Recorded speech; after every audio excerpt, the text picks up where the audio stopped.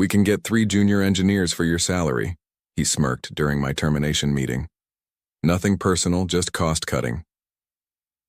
My name is Victor Hale, 55 years old, lead systems engineer at Veltria Housing for 18 years. I'd built their entire infrastructure from scratch, architected every expansion, kept everything running so smoothly that the executives forgot how much the company depended on me. Until they decided they couldn't afford me anymore. I sat across from Graham Vickers, the new chief technology officer who'd been with the company for all of 6 months. He was 42, wore designer glasses, and had an MBA from Cornell. He'd been brought in to modernize operations, which apparently meant cutting the most experienced staff first. The severance package is generous, said Diane from Human Resources, sliding a folder across the table. 2 months' salary, plus your accrued vacation time. I nodded, took the folder and said, "Thank you." "Is that all you have to say?" Graham looked almost disappointed. Maybe he'd expected me to argue or threaten legal action, give him something to tell the board about how difficult I was being.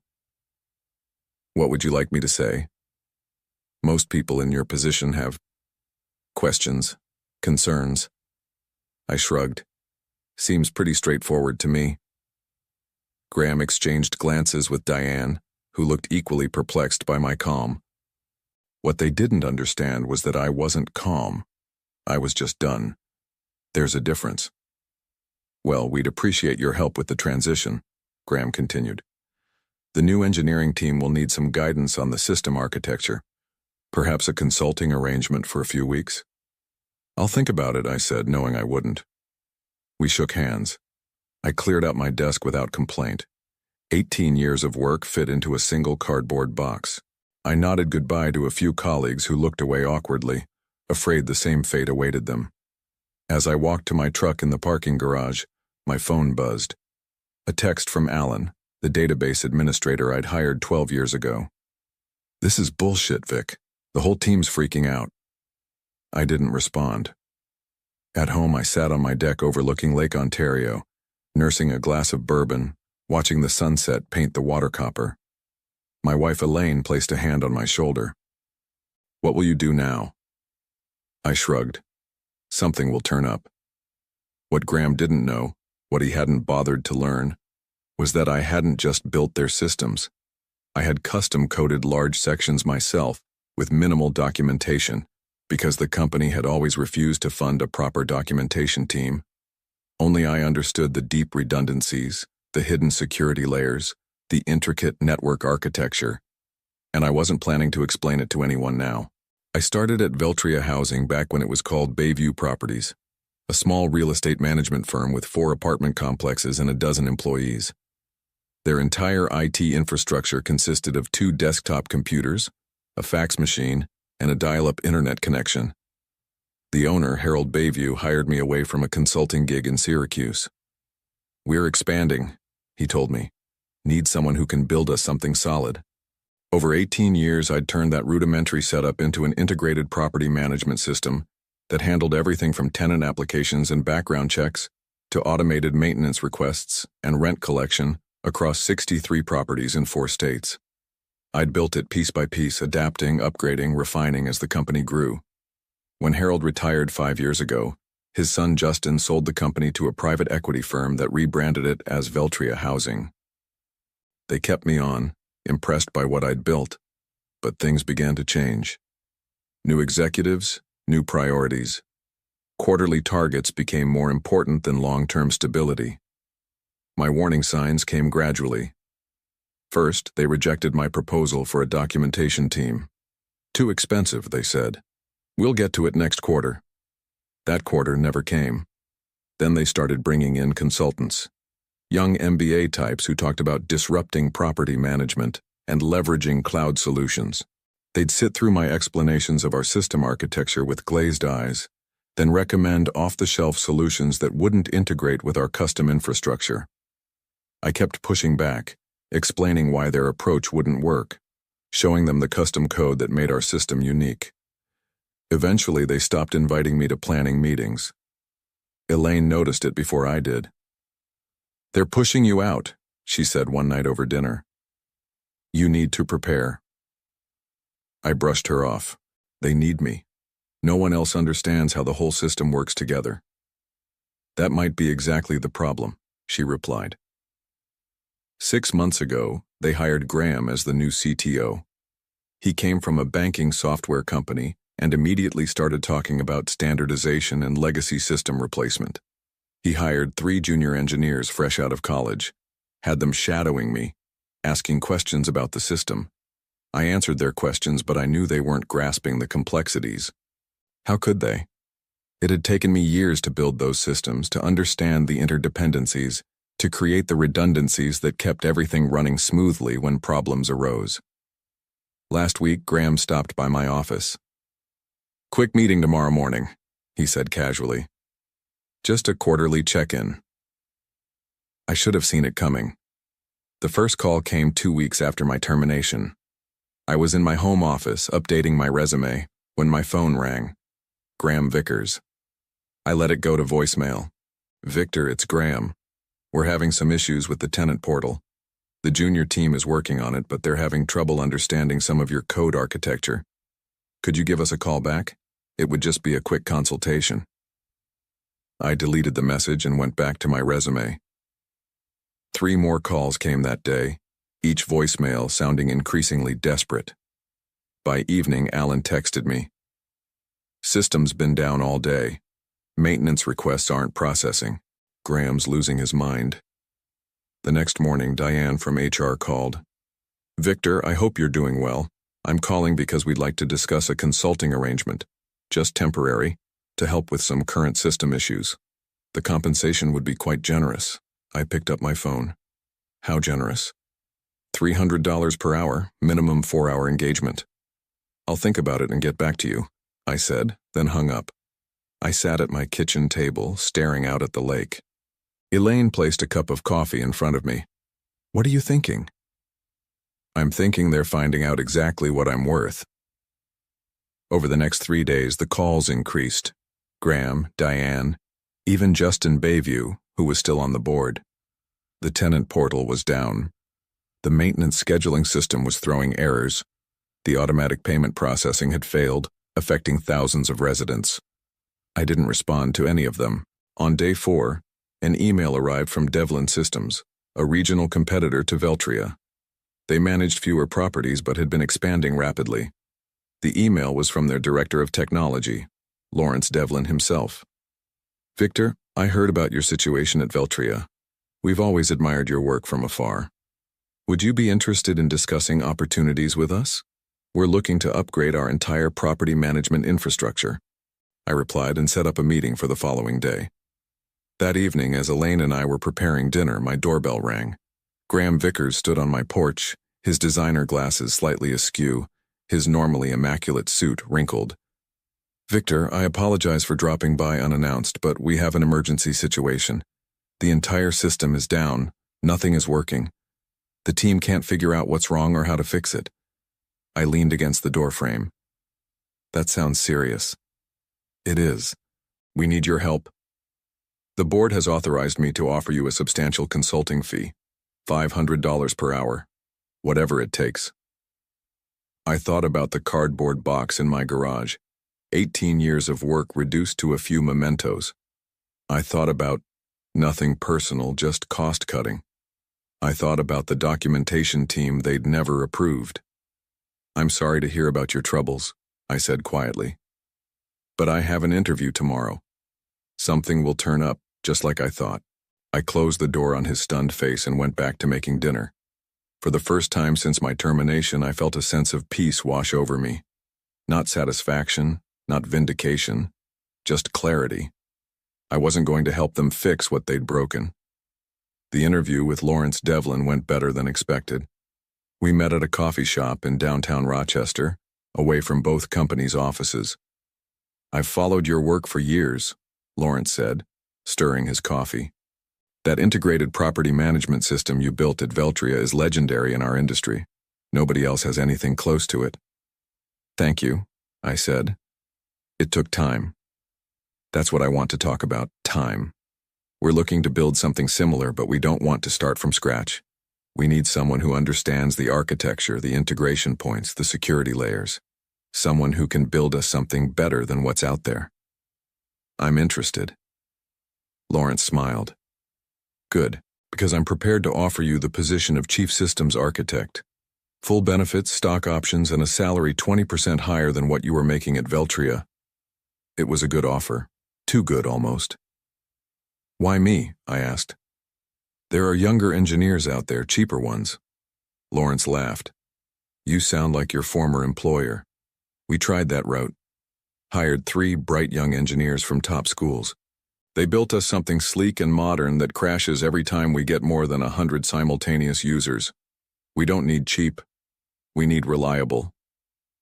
I accepted the offer the next day. Meanwhile, Veltria's problems were escalating. Alan kept me updated through occasional texts. The system had been partially restored, but critical functions were still failing. They'd brought in an expensive consulting firm that specialized in legacy system recovery. A week after I started at Devlin, Graham called again. Victor, please, this is getting serious. We've lost access to payment records for the past 3 months. Tenants are complaining about incorrect charges. The consulting team says they need your input on the database structure. I was tempted to ignore it, but something made me pick up. Graham, I'm employed elsewhere now. Exclusive contract. I'm afraid I can't help you. We'll double whatever they're paying you for just 2 days of your time. It's not about the money. Then what is it about? Revenge? Are you enjoying watching us struggle? I paused, considering my answer carefully. No, Graham, I'm not enjoying it. But you made a business decision. You decided my experience wasn't worth the cost. Now you're discovering what that actually means. The board wants to discuss bringing you back. Full salary, plus a signing bonus.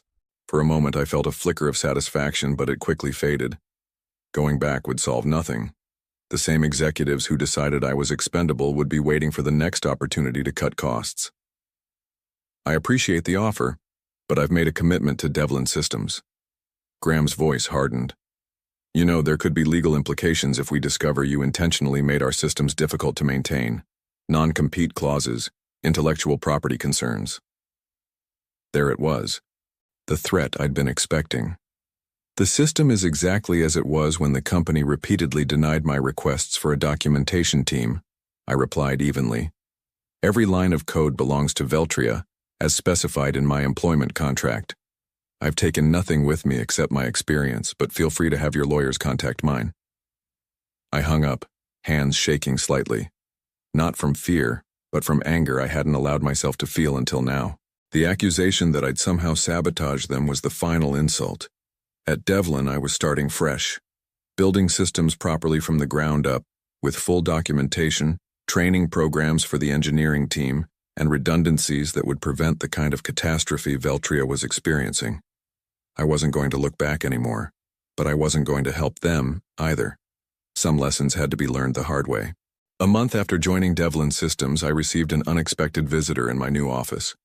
Alan, my former database administrator, stood awkwardly in the doorway, holding a laptop bag. Got time for lunch? He asked. Over sandwiches at a nearby deli, Alan filled me in on the chaos at Veltria. It's worse than you think, he said, lowering his voice despite the noisy lunchtime crowd. They've lost access to historical data going back 3 years. The backup systems are corrupted somehow. The consulting firm is saying they might need to rebuild from scratch. I wasn't surprised. The backup system had multiple redundancies and security protocols that needed to be followed precisely.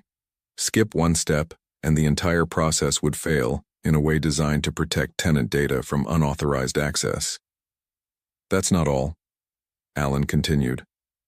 I found something when I was trying to help the consultants understand the payment processing system. Graham had been planning your termination for months. He'd been meeting with the board, convincing them that your custom infrastructure was too expensive to maintain. How do you know this? Alan pulled out his laptop and showed me a series of emails he'd discovered in the system archives. Emails between Graham and the board discussing the legacy staff reduction plan and specifically naming me as the first target. He told them they could replace you with cheaper engineers and transition to off-the-shelf solutions within 6 months, Alan said. He projected cost savings of over $1 million annually. I read through the emails, feeling a strange detachment. One line from Graham stood out. Hale's custom systems are unnecessarily complex. He's made himself indispensable by design, not necessity. There's more, Alan said. The private equity firm that owns Veltria is planning to sell. They've been prepping for this for over a year. Graham was brought in specifically to cut costs and make the company look more profitable before the sale. Now it all made sense. The push for standardization, the resistance to proper documentation, the sudden focus on reducing senior staff costs.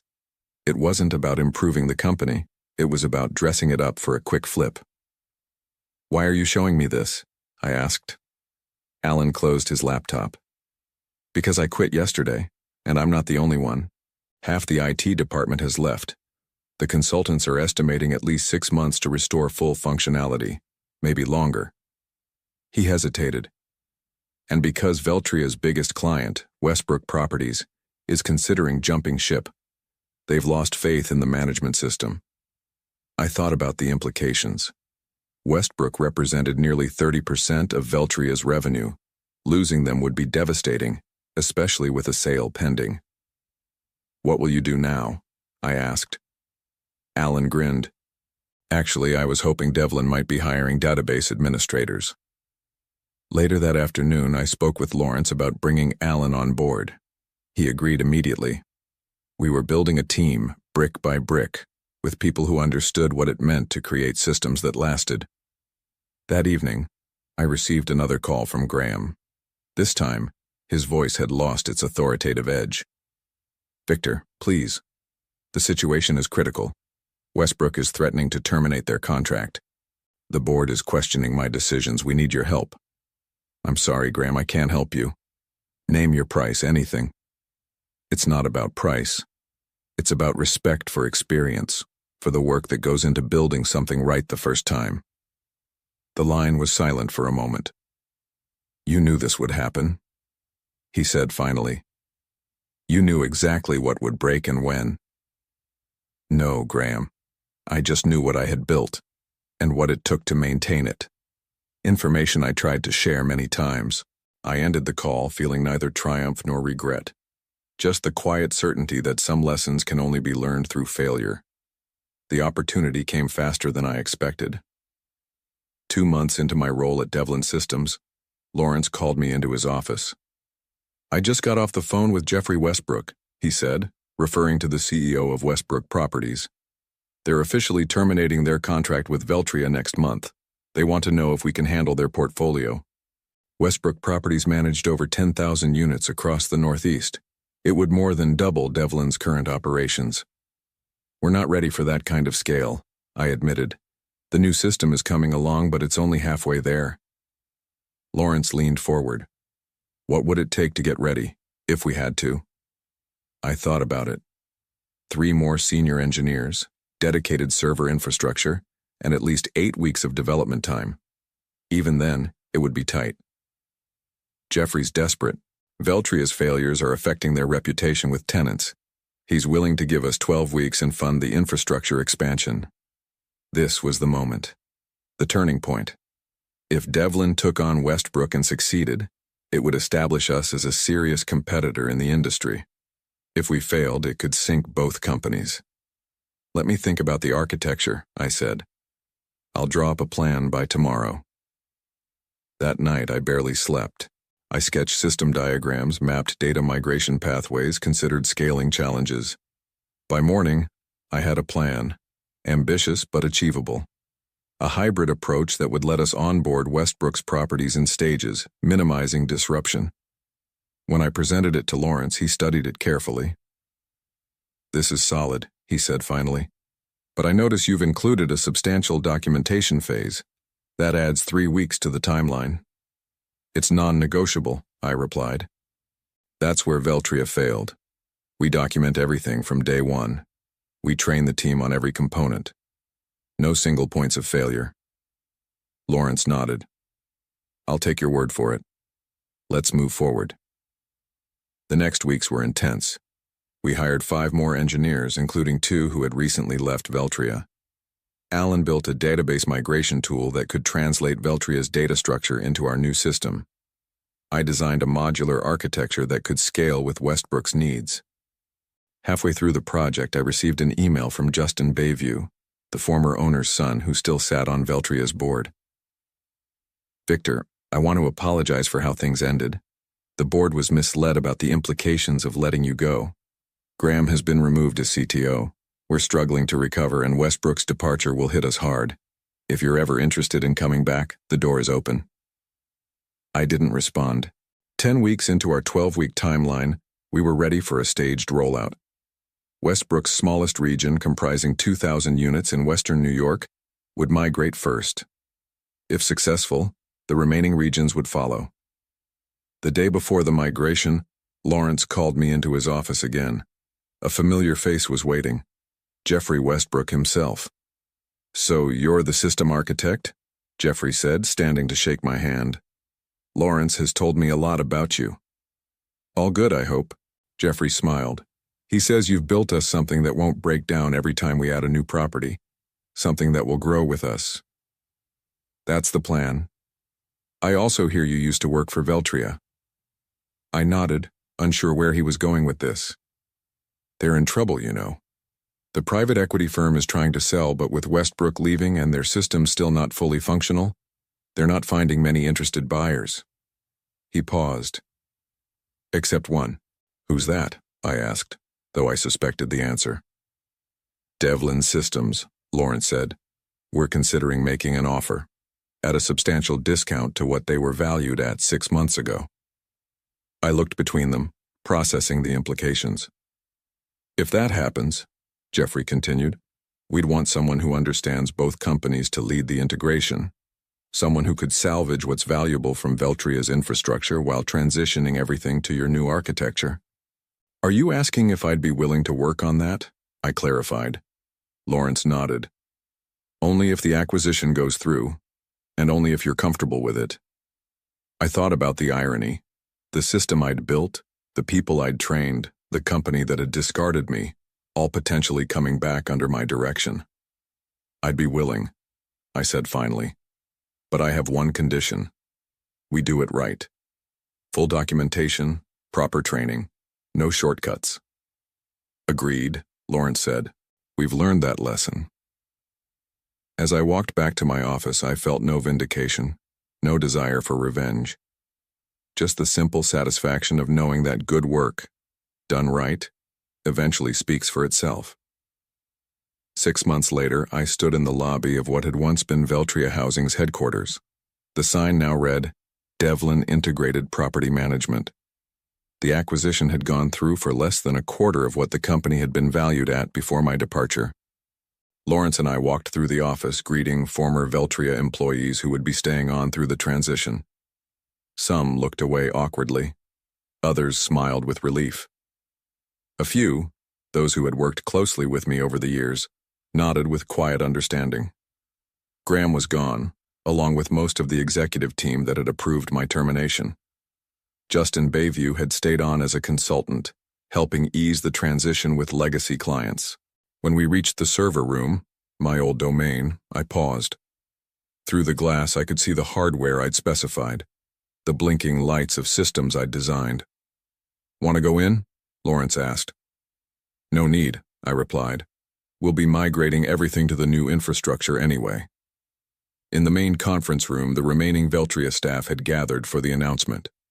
Lawrence introduced me as the Chief Integration Officer, who would be overseeing the technical transition. "Many of you already know Victor," he said. "He built the original systems that ran this company for nearly 2 decades.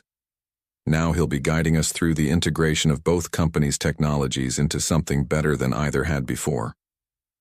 As I looked out at the faces, some familiar, some new, I felt no triumph, no desire to say, "I told you so." What would be the point? Instead, I spoke briefly about the transition plan, the timeline, the support that would be available to everyone during the process. I emphasized that no one would be left behind due to cost-cutting measures. The irony wasn't lost on anyone in the room. 1 year after the acquisition, Devlin Integrated Property Management had become the largest property management company in the Northeast. The migration was complete, with all properties now running on the new system I designed. Fully documented, properly staffed, and functioning smoothly. On a crisp autumn morning, I drove to the office for a final meeting with Lawrence.